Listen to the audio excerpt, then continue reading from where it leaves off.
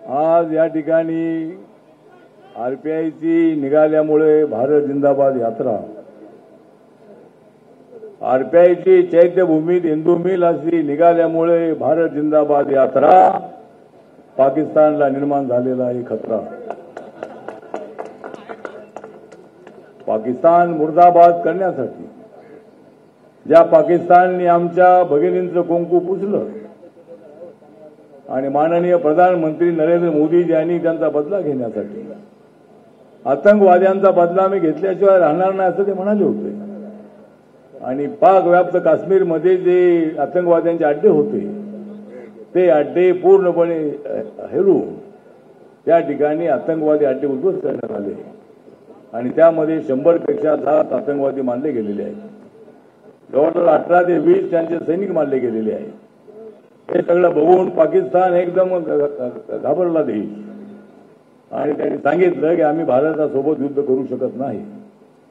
पण ज्या जवानांनी त्या ठिकाणी एवढे मर्दुमकी दाखवली त्या जवानांचं अभिनंदन करण्यासाठी, हम भी कुछ कम नाही हे सांगण्यासाठी आणि नरेंद्र मोदींचा आणि आपल्या सर्व जवानांचा लागला होता सूर, आपल्या सर्व जवानांचा लागला होता सूर म्हणून सफल झालं ऑपरेशन सिंदूर।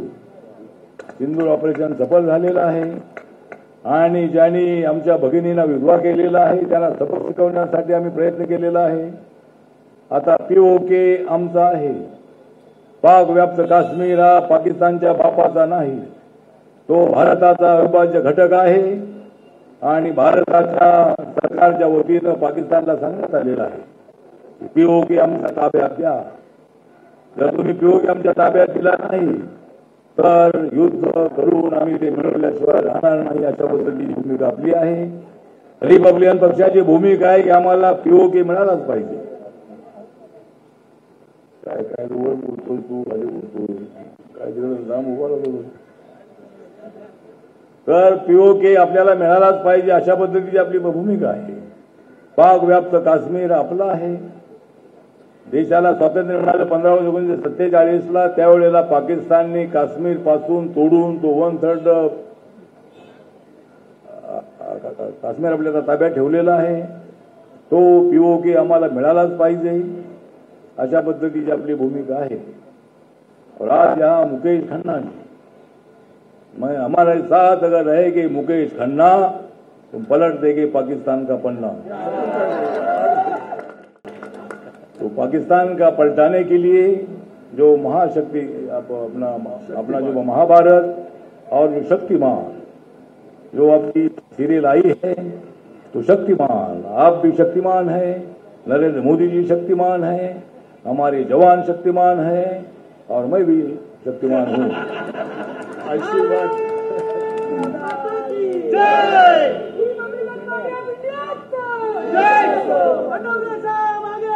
हम तुम्हारे साथ हैं, हम तुम्हारे साथ हैं।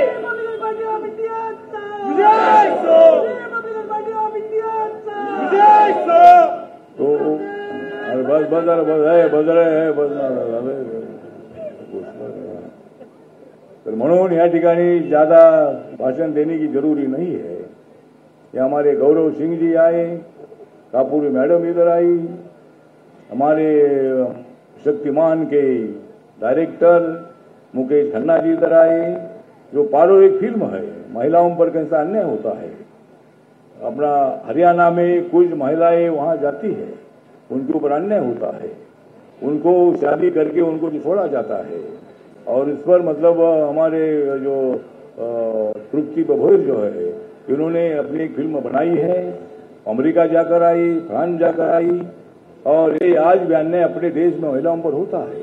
और इसीलिए हम सब लोग जो है हम सब लोग इधर आए हैं और आज यहाँ मैं समजता हूँ कि अच्छी संख्या में आपण सगळे आलेले आहात आणि आपली जी रॅली आता इथं झालेली आहे पण नंतर आपल्या भागाभागामध्ये सुद्धा अशा रॅल्या काढायच्या आहेत आणि जनजागृती जी आहे करायची आहे। आम्ही नरेंद्र मोदींच्या पाठी, जवानांच्या पाठीशी आहे हे आपल्याला आपल्या रॅलीच्या माध्यमातून दाखवायचं आहे।